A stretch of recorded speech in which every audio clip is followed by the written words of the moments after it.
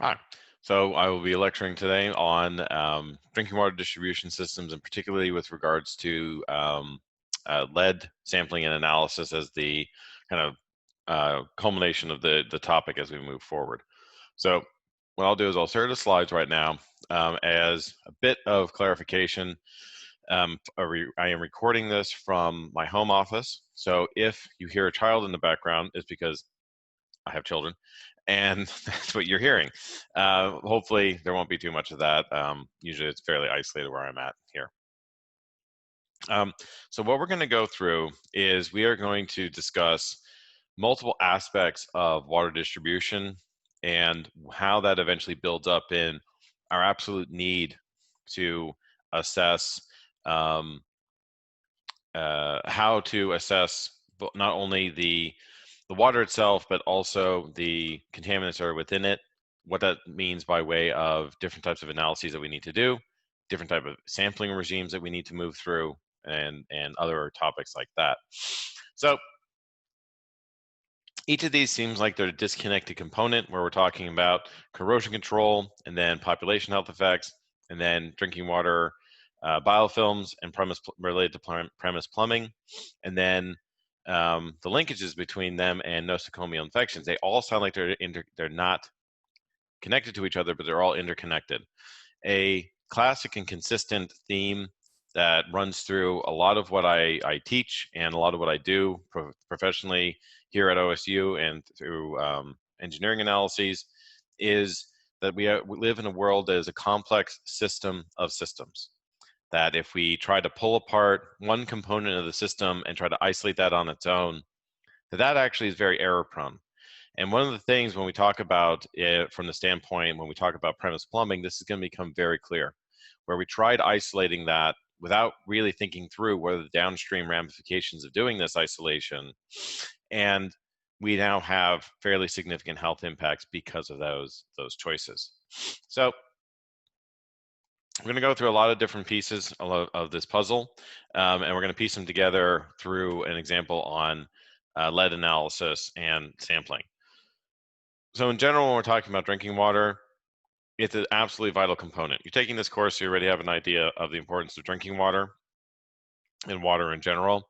One of the other aspects of drinking water is that you have whole population level impacts. So part of my dissertation was related to bioterrorism, counter bioterrorism, how to build models to be able to assess what could happen to be prepared for it was basically some of what I did for my PhD research.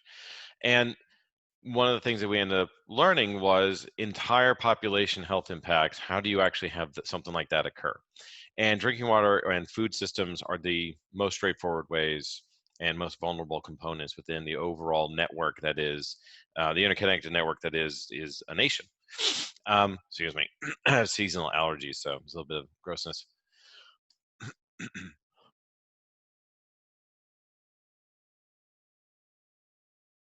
So it's always good to have allergies in the middle of a pandemic. So there's the impact to an entire population. And then William C. Clark took this another step forward and really was looking at it. Well, water is such a vital resource that what we need to do is we need to understand that not only can whole populations be impacted, but whole populations can be benefited depending on how we approach it. And it's a good way of being able to understand how water quality, water safety, and something that is really quite engineering focused, water distribution system, premise plumbing, and lead sampling and analysis, really does have a very specific and critical role to play within public health overall. So what we want to first do is we want to introduce the concepts of drinking water distribution systems, drinking water infrastructure, and then how that relates into premise plumbing, and then how that eventually relates into health impacts follow on from that. And all of this, again, leads up to two basic case studies to look at, one that's a pathogenic hazard and the other one that is a chemical hazard, that's lead. So when we're talking about drinking water, there is the reality of the system. And the reality of the system is that it's old. The more that you ignore the aging of the infrastructure, the more it's deteriorating without you knowing it, without you being able to characterize how it's deteriorating, and then being able to be prepared for what it is that you're going to have to do to deal with the deterioration that has occurred. So then the realities of drinking water, what we end up seeing in that top left corner, it's a bit of a unfair image that I'm using there, because that's actually a stormwater pipe. That's all calcite deposits that have built up, but it's a really great depiction of how the narrowing of pipes occurs due to formations, in this case calcite formations, but you have biofilm formations that occur as well. And as they are developing out, you're shrinking down in on the accessible area within the pipe, so you're getting less and less and less flow. If this was drinking water, which this can occur with biofilms or other deposits, you're going to have to increase pressure, which means more energy, which means less efficiency, which means lower sustainability. And so you see, you have a number of different follow-on effects that occur. But that's one example of what ends up happening in the system. To the top right, in this image here, if you can see my cursor moving around it, it's an example of an above-ground wood pipe. It sounds just as crazy as it actually is, still being used on a consistent basis. This one's down in Florida. So you have planks of wood held together. There will be a impermeable barrier on the inside sometimes, but the infrastructure was already there, and it would cost a lot more money to be able to replace it with new than was justified or voted in by the public. So we have a very specific system with regards to public works in the United States. If you want to do a significant project, it's going to cost more money, or you need to increase water rates for a specific reason. In many municipalities or many locations, you need to have the citizens vote on it. So there's an example in the upcoming election here in Ohio on November 2nd, where there's a vote on establishing essentially a citizen council for the police, increasing taxes for alcohol and drug abuse foundation that hasn't had a budget increase in something like 20 years, and then another ballot initiative. And that's where these ballot initiatives kind of come from sometimes. So replacing that long stretch of pipe down in Florida has either never been justified or never been voted on successfully for them to be able to do, so that's still there.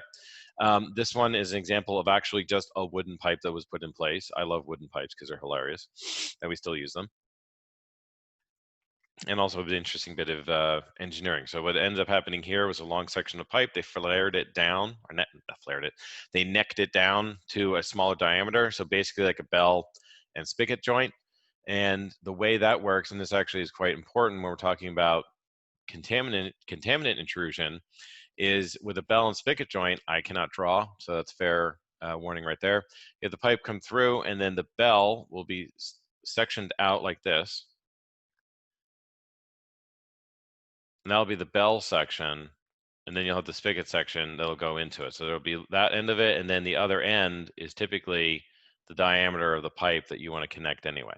All right, so then this section might have a rubber gasket on the end, usually does, some way of being able to seal it, and then that will be inserted into this portion of the pipe. That rubber gasket will allow it to be able to keep a watertight seal, but that degrades over time. Also, older ones may not actually even have that anyway. Now, if you do have it where you can have intrusion through this connection, let's say you have lead or you have another, or a microbiological pathogen, microbiological hazard, or something else in the soil, that can intrude in through this connection. So there's a way of being able to get consistent levels of contamination into the drinking water, even when you have relatively new infrastructure. And the other aspect of this is that the pipe is laid on a bed of soil. So what you'll have is you have the top coat of soil, and this will be the road surface or the surface of the land. This is going to be something like 6 feet down or deeper, however deep you're going to have to go to be below your frost line. There's some line that frost is not going to go past, so we can call that the frost line here. Now, when you're down here and buried within the pipe, what'll happen is you're going to have this joint. So you'll have a joint somewhere along here to connect the different sections of pipe. This bedding material that the pipe is placed upon may settle incorrectly in different locations. If that occurs, what'll end up happening is that joint that was supposed to be flush between two different components of pipe can end up becoming kinked. So you could have the two different sections of pipe kinking like that, and then you've opened up an area even wider for intrusion to come through. Contaminants can come in from the soil as another way of contaminating the line. This is why when we talk about different regulations for water quality monitoring, they're a bit tricky. The majority of them are measuring the quality of the water at the outlet of the water treatment plant. And then you have special case ones like the lead and copper rule that'll come up again later on in the lecture that are at the premise or at the tap of the where people are actually using the water. And unless you're measuring it there, you're not going to be able to take into account these contamination incidences. So it's important to understand in that context that at that level, the engineered system itself ends up mattering a lot. What we're seeing here is we're seeing a bell end of the bell and spigot hammered in basically into a wooden pipe. In this case, the installation engineer and contractor saw that this was a wooden pipe, didn't have the budget or time to justify excavating further, and so just hammered a section of pipe, cast iron pipe, into the wood. And then a ubiquitous feature in American water, quite in older areas, is lead. So we have a lead connection down here, it goes into copper through the water meter, and on it goes. Lead is as ubiquitous as it is because it's basically an own goal in our industry. And it wasn't rife throughout the United States, but enough large municipalities did this that it became a standard practice. Where if you wanted to be connected onto the drinking water system, the new drinking water distribution system, and in a lot of cases you were forced to be placed on it, you had to have a lead pipe that led from your house to the water main. What we do is we call that a lateral, or it might be a supply pipe. So let me get a new one of these.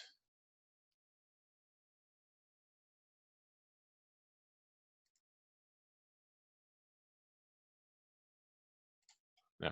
So you'll have your house, and then somewhere down further, you will have street access. So this is now the subsurface at this point. So you'll have your street access, and then you'll have the water main itself, and that is typically in the road. So your water main is typically in the road, and so what you're going to have is you're going to have it slope off from there. And again, this is obviously not to scale because this is about 6 feet. And so what you're going to have is your pipe that comes out is going to move its way to the water main, and it usually connects down at the bottom. So you have this gooseneck that'll come off of the bottom that goes and feeds up into, should have probably drawn it from this angle to begin with. That comes up into this lateral, and this lateral comes up into your house, and then eventually feeds in through your water meter. Oh, that's a terrible pipe. It eventually feeds into your water meter so you can keep track of your usage. Now, even if your lateral is not completely lead or partially lead, this gooseneck almost invariably is. The basic idea behind it was that if when the ground starts to move and shift, the pipe won't break, the pipe will bend slightly because lead is malleable. That was the idea behind it. Also, it's cheap. But in some cases, what will happen is the utility will say, well, I only actually own this. This is what I actually own. So half of this lateral is you, the other half is me. Other utilities will say, and quite a few on the East Coast are like this, well, I'll take into account that gooseneck and I'll take into account the main, but the rest is your responsibility. And then other ones, very forward-thinking utilities, and usually ones that have enough money, will say, okay, I can't do anything about your premise plumbing, but up to the point where it enters your house, I can handle this. So that's the kind of better end of the utilities, taking responsibility for those laterals. That still remains typically either this gooseneck can't be replaced in some cases, or in other cases, you're going to have what could end up being 10 feet or so of lead pipe that is still coming into the house. So you're still going to have a consistent problem with lead, even if you have removed the laterals along the way, which is why the sampling and analysis becomes more important as we move on, because what we need to do is we need to take into account what it is that we're actually experiencing and what is it that we're expecting to experience later on. So sorry about that. Make sure we're on the right one. There we go. So that's the realities of drinking water infrastructure. And there's a bit of an expanded explanation of what's going on as well.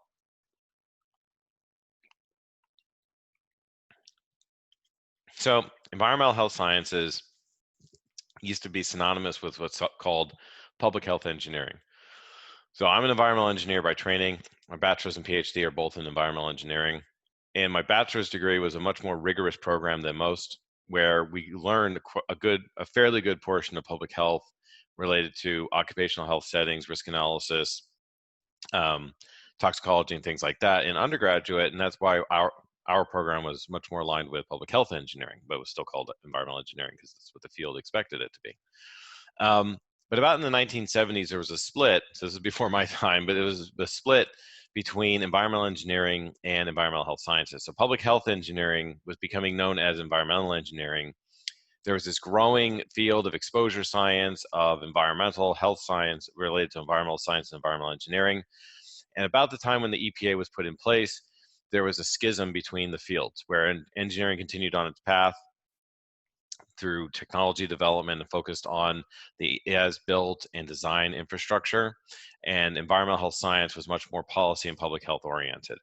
The rationale behind this that a lot of us point to is that the EPA turned environmental engineering outcomes and environmental health science investigations and outcomes into policy goals.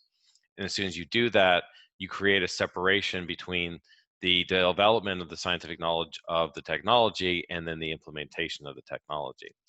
What that also means operationally is that there's a significant disconnect between engineering and public health that should not exist. That engineers do not understand public health as well as they should. The very first item in the Code of Ethics under American Society of Civil Engineers that follows through for all engineers, licensed or not, is that you will hold paramount the public health and safety, or the public's welfare and health as paramount. That's the very first piece of the Code of Ethics for an engineer. So it doesn't make sense that schism exists. What this means, though, is at the very core level, there's even a disagreement with regards to what is a representative sample. So a representative sample, if you talk to somebody who is very well trained in public health, is going to think about survey science, and they're going to think about how many people do I need to sample to be able to get a unbiased or less biased sample, or less unbiased or less biased result from my sample. What does that mean by way of how I structure the survey, and things like that end up being downstream impacts of that. A representative sample to an engineer would start with, well, what is it that I'm trying to measure? You're not at the point where you're trying to say, what is the health effect I'm trying to look at? You're looking primarily at a contaminant. You're looking primarily at a particular physical item that you're going to be able to measure quantitatively, and then you're going to build out from there. Then the next aspect of that is cost. In a lot of cases, the survey work itself is not as costly as having to run through an expensive assay or have a piece of equipment that can actually run it, or things like that. So that's just looking at a sample. Then what we can do is we have to extrapolate this out to population risks. Well, what is the population that we're talking about? Is it components of the service network? Are our consumers on the drinking water network? Is it a particular neighborhood? Is it a particularly old section of the city that almost definitely has lead service lines that we need to deal with? Where that representation within the community ends up becoming a question really quite quickly.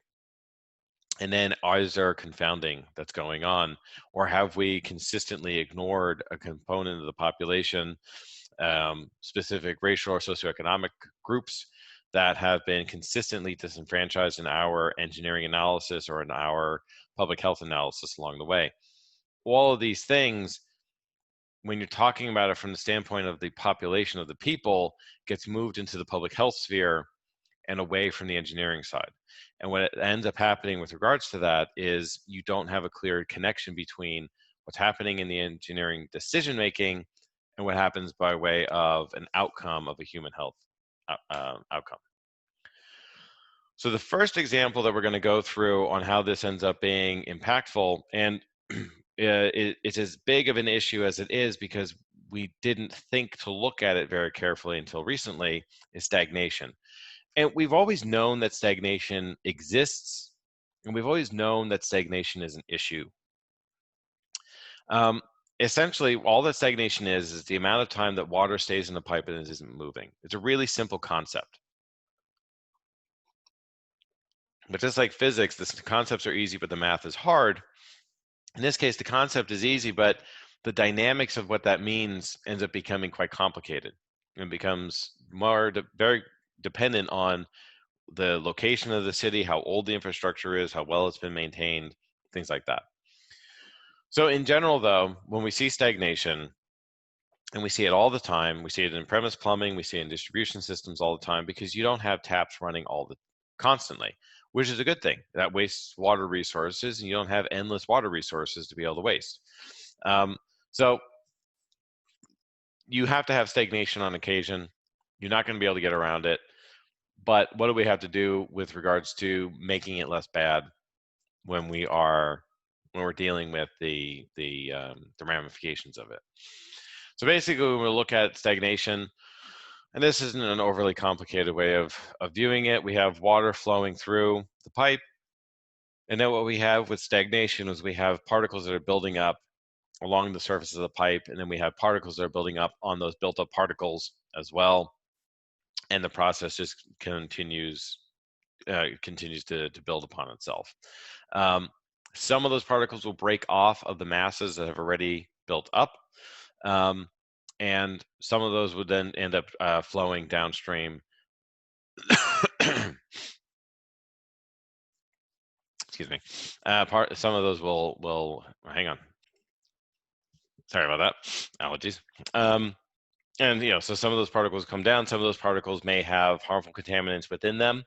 They may be harmful contaminants themselves, or they may have microorganisms that have grown up on the sidewalls as well, or within those deposited portions of the particles that have built up via stagnation. So there's a whole lot of different items that could be flowing down through the system based on how and what has been depositing on the sidewalls of the pipe itself. Now, when we're talking about this with regards to biofilms, what we first want to do is we want to introduce what a biofilm is in a distribution system. And in the first basics of biofilms is that what you have is you have bacteria that are all stuck together into a large biomass. So you'll have generations of microorganisms all stuck together through extracellular polymers that forms into this basically sticky mass.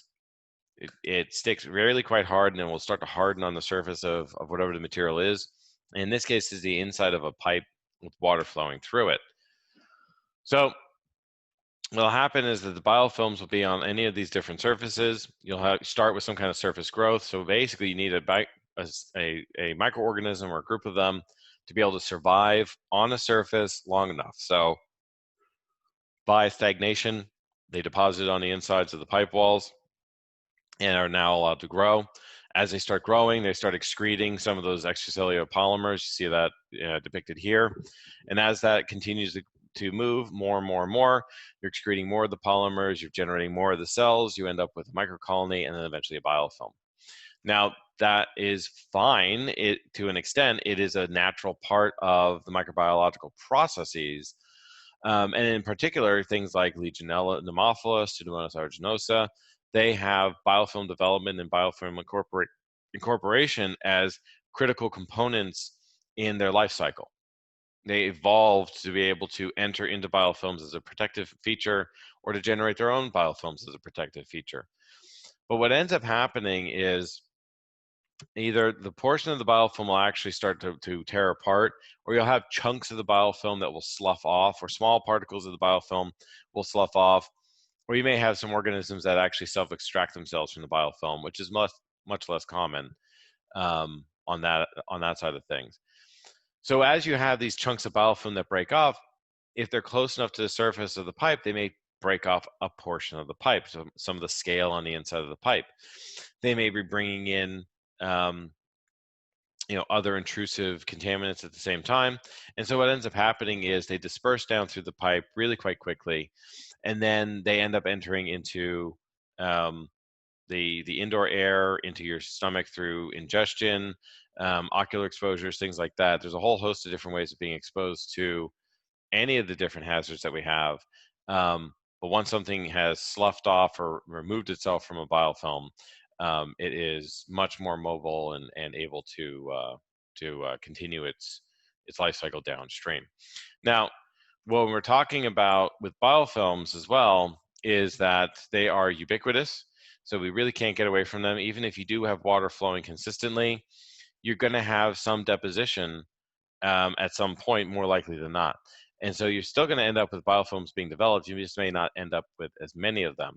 Now, this is not a fair comparison, but it shows the layering that you can get with biofilm. So you have dead bacterial matter all the way up to the more alive and structured ones. So this is actually a drainage pipe that's been suspended horizontally. So it's been having the flow move slowly horizontally above people's heads. But it shows the stratification of the biofilms. This is also from a drain, and this is actually from a water pipe in a hospital room, I think it was.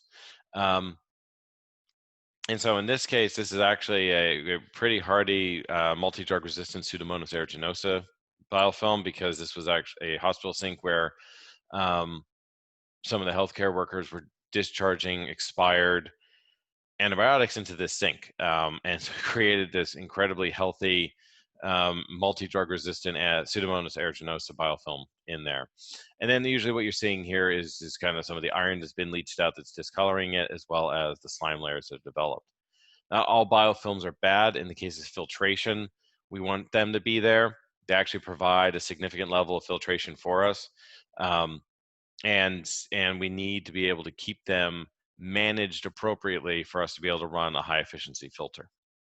And then the one you're seeing in the bottom right down here is where we're starting to understand how these nosocomial or healthcare associated infections, or they used to be called healthcare acquired infections before as well, how they really end up start getting driven from a drinking water standpoint.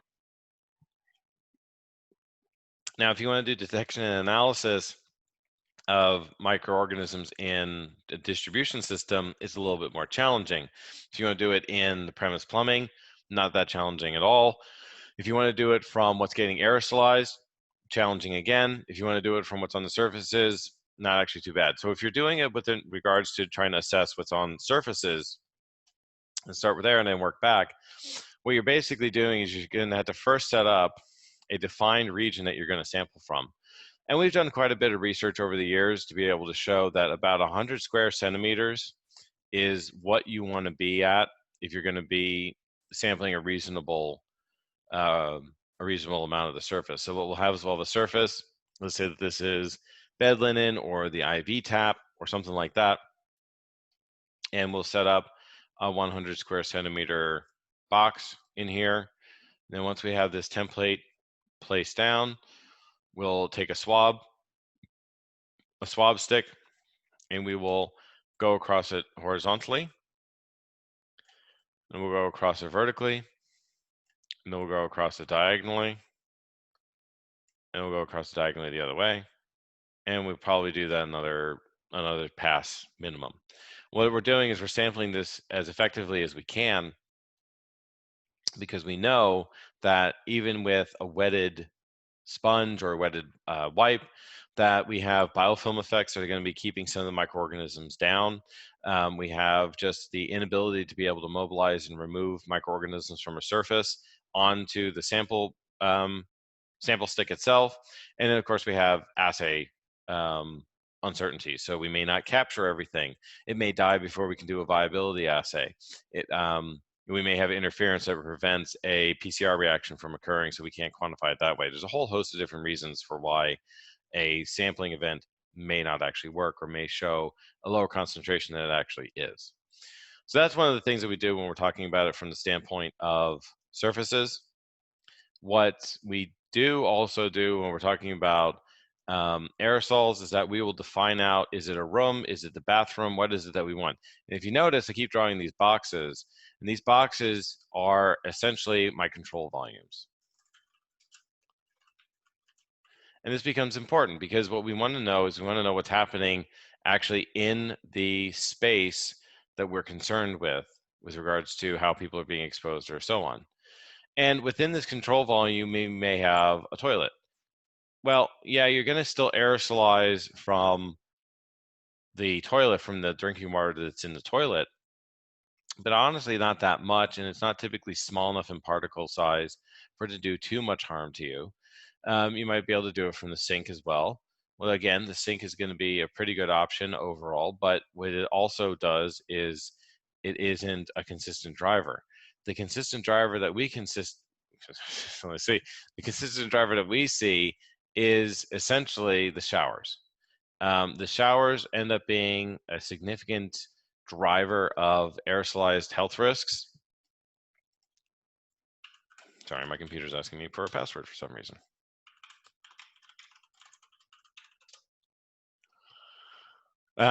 Because what you're basically doing is you're self-containing, you're containing yourself in this little box, and this little box, if it has a lid especially, is filling up with aerosols.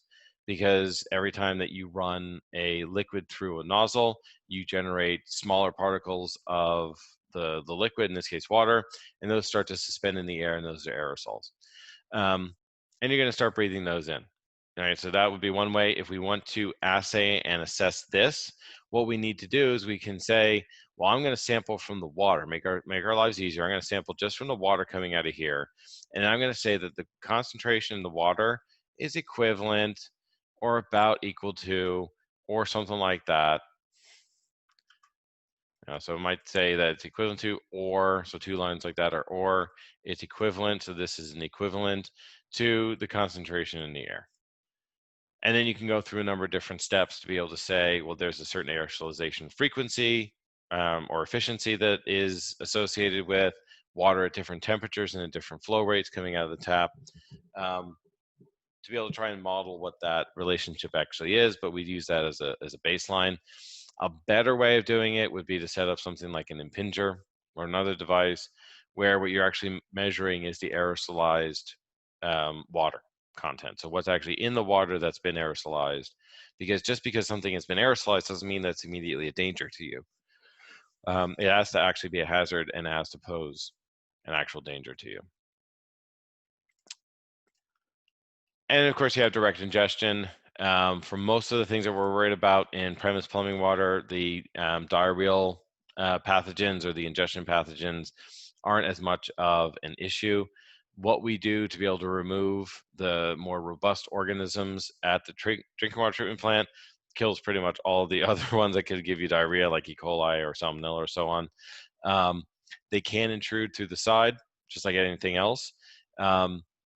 But we have a residual of chlorine that runs through the water that is meant to take care of them as well. So you have a lot of different ways in which the biofilms themselves can cause a microbiological hazard event. But like I said, what you can also do is you can start having a section of a biofilm that will break off from here and actually take a piece of the wall with it, or mobilize some of the other metals in there, or might mobilize some chemicals that got into the water. There's a host of different ways that beyond pathogenic hazards, that biofilms can also continue a hazard exposure cycle.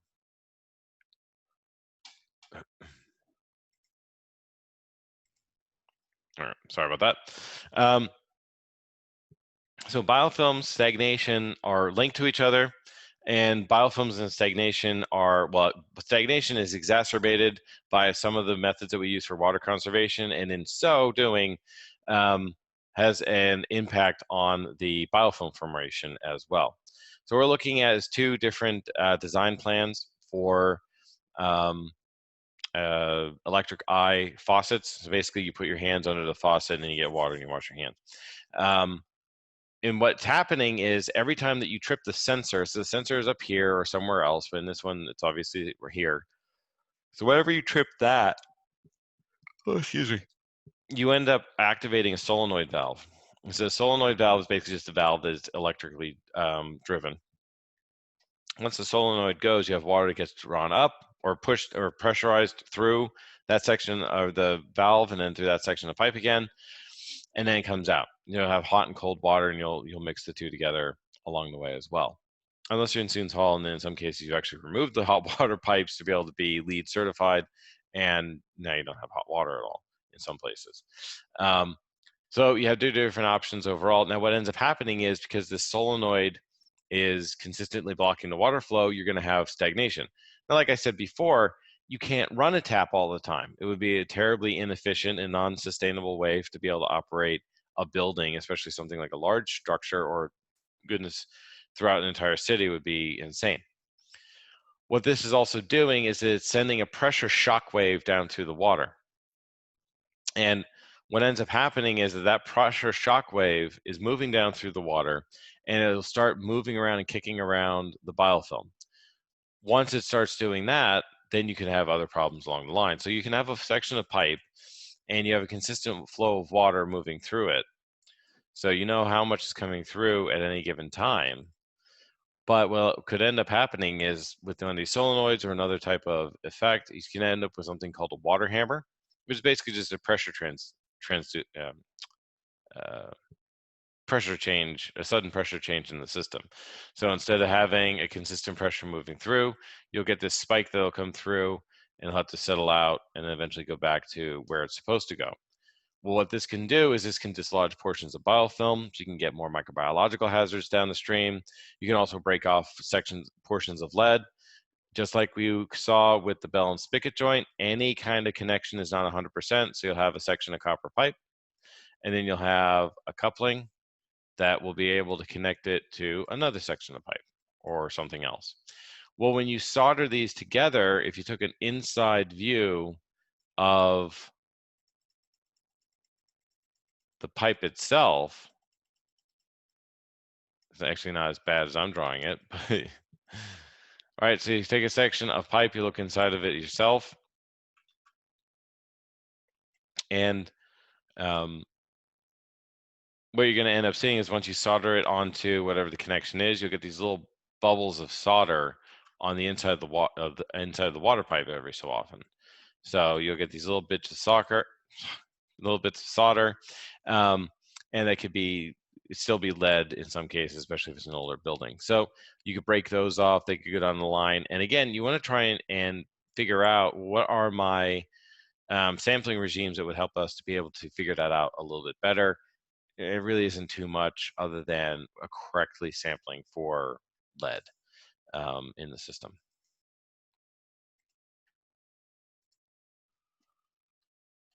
So water conservation in general can also exacerbate this. So less water that you're running through the system means that this system is still designed and built to handle a few thousand gallons an hour, or a few thousand gallons in the majority of a day, or during a working day, or whatever that time period is.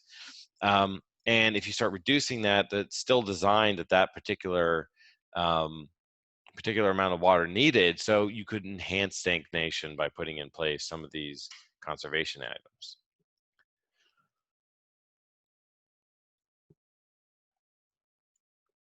So the other aspect of stagnation is corrosion. So the longer the water is in contact with the pipe itself, the faster corrosion can occur, the more aggressive corrosion can be, the more danger that somebody could be at. So a little while back, we did a critical review, or not critical review, we did a critical assessment and commentary and a little bit of modeling on the Flint water crisis. Everyone's probably heard of that. Flint still doesn't have high quality access to high quality water, doesn't have good access to high quality water. And in the case of corrosion, what we try and do is we try and do this. We have a certain source water, and we know that that source water cannot be perfect in any way. It can't have the perfect pH, it can't have the perfect alkalinity or acidity. In the case of Flint, the acidity was obviously far too high. And so it ended up creating caustic conditions on the inside of the pipes, as well as the outlets that some people end up getting rashes or basically big, kind of like chemical burns on them. So one of the things that we do, because we know that we're going to have an acidity problem overall, because water is the universal solvent. It'll be able to dissolve things. It has a hydrolysis reaction. They'll be able to break things apart, and it's really quite interesting. But what we'll do is we'll put phosphate in, and what the phosphate will do is will react with the lead. And what will happen is it'll create this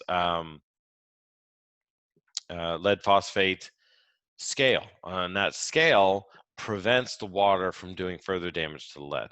So you're not going to get lead leaching from the pipe. There's a lot of different benefits from doing that. And this is an idea of optimized corrosion control. Now, the reason I put optimized corrosion control in air quotes is we still don't really have a good idea of what optimized means when we're talking about corrosion control. We first have to get a better understanding of what's happening actually with regards to corrosion, and then we can go to the next step further and figure out what is happening with regards to optimizing, or how do we decide how to optimize the corrosion control itself, right? So what we're seeing down at the bottom is the phosphate introduction, and that's really what we want to see. We want to include the phosphate because the phosphate is going to create that barrier between the lead pipe and the water. So you're not going to get as much corrosion that's going to be going on. And in fact, the water is going to be trying to react with the lead phosphate, and it's not going to be able to peel any of the lead off. You're not going to get hydrolysis that'll remove the lead. But what you will get is you'll get this corrosion barrier to prevent that from happening. Now, if you don't have that, in the case of Flint, they actually didn't put phosphate into their water. They didn't put a corrosion control agent in their water. What they did was they just sent the water as it was down through the system. So you don't get this nice even scale along the inside of the pipe. What you'll end up with is that scale that you did develop over time. So in the case of Flint, they actually did have a scale developed on the inside of the pipe when they were getting Detroit water. But when they stopped getting Detroit water and they started using the Flint River water, that high corrosivity actually started to break down the scale itself. So initially they had this corrosion scale issue that was coming through, and then eventually you had bare lead pipe or bare iron pipe going through the system. Now, why is there a difference between lead and iron? Well, obviously there's a difference between lead and iron, but the other aspect of it is that the Legionella pneumophila growth was highly accelerated because of the iron intrusion, whereas lead toxicity and health effects related to that were greatly increased due to the lead intrusion into the system. So you had these tandem actions occurring because of one or two simple processes. One is stagnation and the other one is corrosion. Flint, and I'll use them as a consistent case study in this so we can have some consistency here. Flint has a highly stagnated system. It was built for a much larger population than is there due to businesses leaving, as well as other socioeconomic factors. The population is drastically reduced from what it was. So there's a lot of stagnation. Stagnation was increased due to very poor decision making at the utility level, deciding to switch off people's water supply due to non-payment. Now, you have to do something. You're running a business basically for how you have to run your water utility. So you can't just let people not pay, but you need to have an option other than just switching them off. Because as soon as you do that, you're artificially increasing the stagnation to an even greater degree. All of these things put together with higher corrosivity of the water and no corrosion control at the same time resulted in the double whammy that ended up happening with regards to higher rates of Legionella pneumophila health incidents and higher rates of lead toxicity incidents at the same time. There was an argument for a little while in the research community about whether the Legionella outbreaks were related to the drinking water or whether or not they were just incidental at the same time. It's pretty conclusively been shown that Legionella pneumophila incidents or the Legionnaire's disease incidents were related to the water in Flint. So there's always going to be an argument back and forth in research. We've seen that very clearly in the pandemic. It's just the part and parcel for running the scientific method. But that's basically what's going on with regards to corrosion and how it's connected to Stagnation. Now, what do we actually do about all this? So now that we know a little bit more about the science that builds up to why we need to do the sampling, now we need to figure out what kind of sampling to do. So with regards to this, and I took this image from the Flint Water Team's website from Virginia Tech. What you're looking at on the far left of the image here, that is Detroit water, and then all the way up through, this is now Flint water coming through. So this is the original source that they had, clear, clean water, and then eventually they got very, very poor water, very, very poor quality water. Now, the really very annoying thing about the Flint water crisis is that it was completely preventable from a number of different angles. One of the concepts was, well, all right, so we can, we're spending X amount of dollars by buying our water from Detroit. Well, we could spend only Y amount of dollars, which is less than X, if we treated our own water and we have the supply of water to Flint River. Well, there's a reason industries weren't even using the Flint River as a supply of water. And so it wasn't thought to think about that angle of it. They were just thinking, how much money can I save?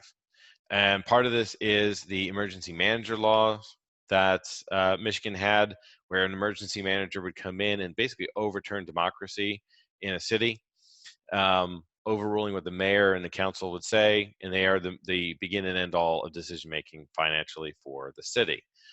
So that was a socioeconomic component to it and a political component to it. But there's a very specific area in that under the Safe Drinking Water Act, you have to demonstrate a public health benefit before you can change your water source.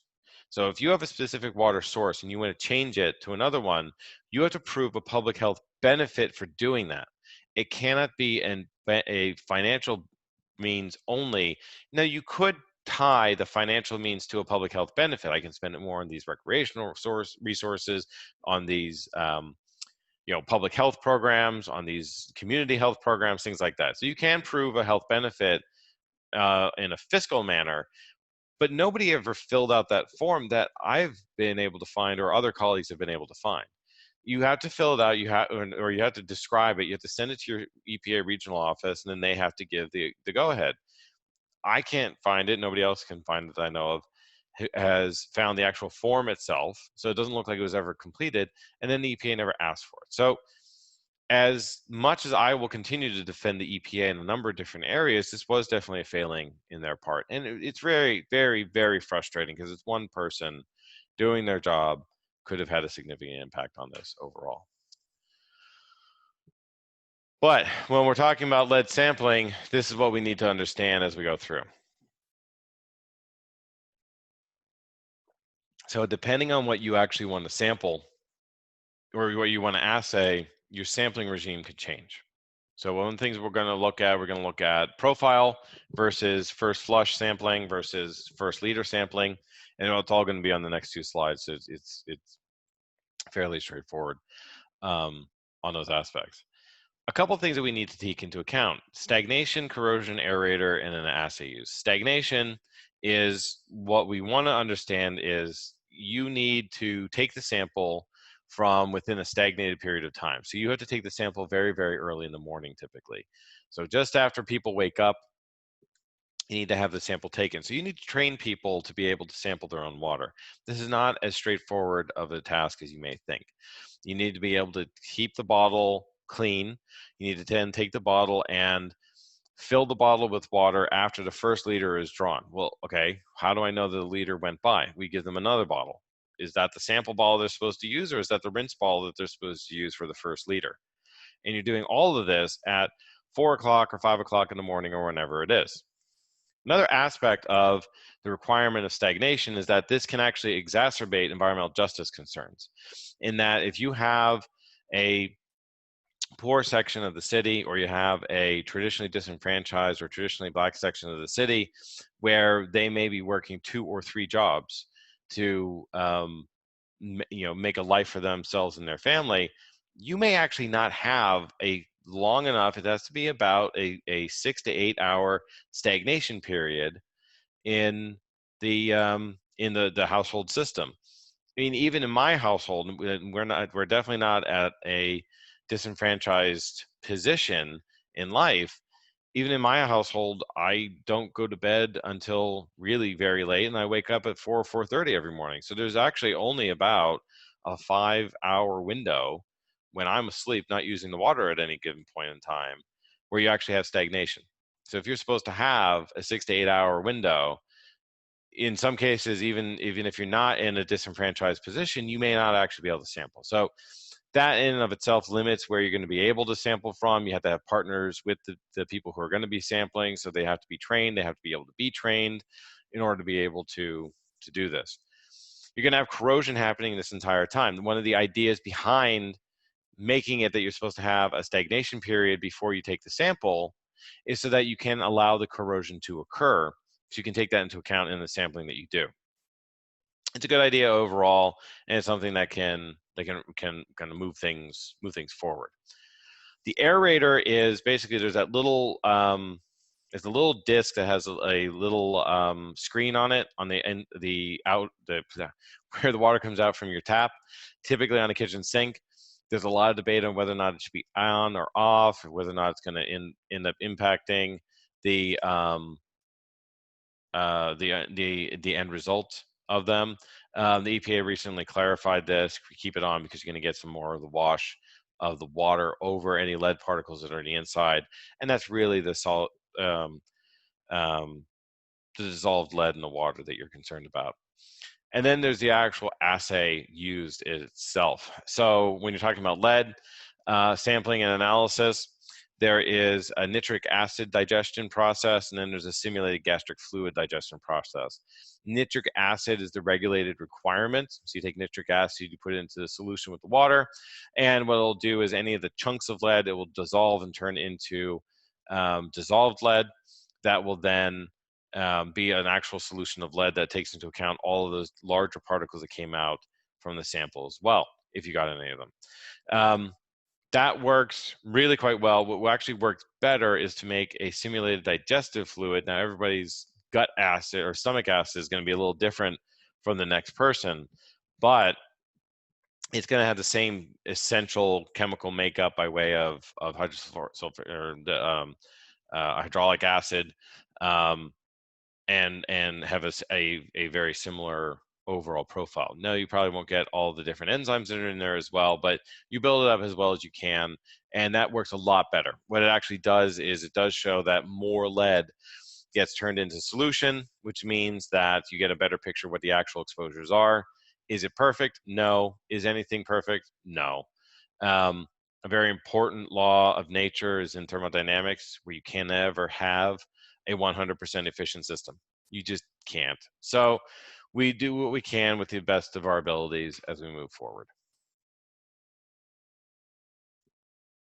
This is another example that we're looking at, or this is an example of profiling of profile sampling. So in general, regulations say that you're going to take the first liter, or you'll take the first flush. So you'll flush the water through, and the water will now become temperate cold. Right, so you'll turn on the cold water line. You're not actually sampling the hot water. If you were sampling for Legionella and Haemophila, you might sample the hot water line. But if you're sampling for lead, you're not really sampling the hot water line. So you'll turn on the cold water and you let that run. And when it becomes cold, or basically street temperatures, that you actually know that's coming from the street itself, you'll take that liter of water as your sample. Well, that could have been 3, 5, 10, 100 liters, probably not 100, of water that had ran through that tap. So it could land on a number of different peaks along this line for the profile.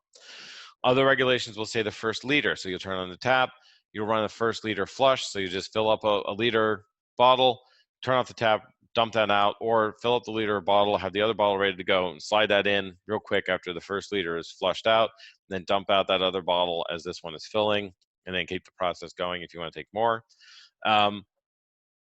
But the other regulations will say that you do the first liter flush. So just fill up a liter, flush that out, just throw it away, and then take the next sample. And there are others that much fewer, that say just take the first liter.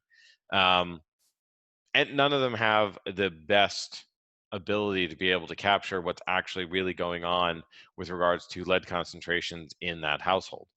Profile sampling, however, does have that capability to get a better picture of what's actually happening. Now, this is only run over 12 liters, which could actually be a low estimate of the amount of water that gets used early in the morning or at any given point in time, as a centralized point of time of water usage. But you have your first volume, first liter of water, and you can see that it's higher than everything else. But you would miss all these additional peaks along the way if you didn't do profile sampling. There hasn't been a good consensus on where to land with regards to profile, non-profile sampling. But when you do profile, you actually do get a much better depiction of the realities of someone's lead contamination as opposed to just the first liter or first flush or whatever other method you're using. All right. So in order to show an example of where some of these assays can, or some of these assessments can also go wrong, is the first thing we don't understand is how to model things stochastically. A stochastic model basically says there's some randomness in the system and I'm going to utilize that. That's really what it's saying. And everything has randomness in the system, so you can utilize it for almost everything, well, within reason. So what this is basically saying is that I have random variates and they're described with the sample mean, sample standard deviation, and some sample percentile of information. That's my physical system. And if I want to describe Y using a set of random variates in X, I have to take enough samples that approach infinity for me to be able to have an appropriate estimate of what's actually happening in the physical system. If instead what we do is we talk about what's happening within the modeled system, we will make the model system a complete replica as much as possible of the physical system. And why do we do that? Well, we do that because what we want as much fidelity to the real world as possible with whatever we're doing. But then also, the only reason we're doing the model system is to be able to describe the physical system better. So what this is described as, that what we now have is we have a simulated sample mean, simulated sample standard deviation, percentile, and so on. And we still have to be near infinity to be able to really get a really good estimate of it, but we can now be well under infinity and still be able to come to a reasonable conclusion with what we're doing. So why talk about that? Okay, well, the example I'm going to give is about a total hazard quotient approach to risk characterization. And a total hazard quotient, if you don't do it in something like a stochastic simulation, will give you a point value and only a point value, and that's only useful up to a point, which is almost pointless. There's way too many points. So what we have with the total hazard quotient, you don't need to know all the gory details of this. You can read all of the stuff that's down here. Basically, think of it this way. The numerator is what you get exposed to. The denominator is that dose with which something bad can happen, or it's very clearly related between that dose and something bad happening. So this is what you actually get exposed to. So if this is ever above 1, that's a really bad day, because what you now have is you have a greater than almost certainty likelihood of whatever that health effect is becoming a reality for you. So that's what the total hazard quotient is doing. And where we're moving slowly, but starting to move with regards to drinking water testing and lead sampling, is a more risk-based framework for establishing what that sampling program is, how many samples to take, and so on from there. And then also where to set those thresholds.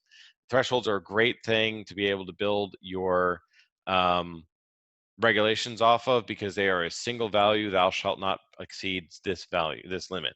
So thou shalt not go greater than this value, thou shalt not go lower than this value, or something like that. And it's not as nuanced as the risk is, but in some cases when you're writing regulation, you don't want it to be nuanced. So what we did in this example was I plotted out the density of the risk estimates using the THQ approach. So 10,000 times, I simulated what total hazard quotient would be under a variety of conditions. And I just wanted to see, okay, well, if I have the 90th percentile of my concentration and the 90th percentile of my risk, what I'm actually doing is I'm accounting for more variability and uncertainty in the system by having this estimate farther back in the estimate range.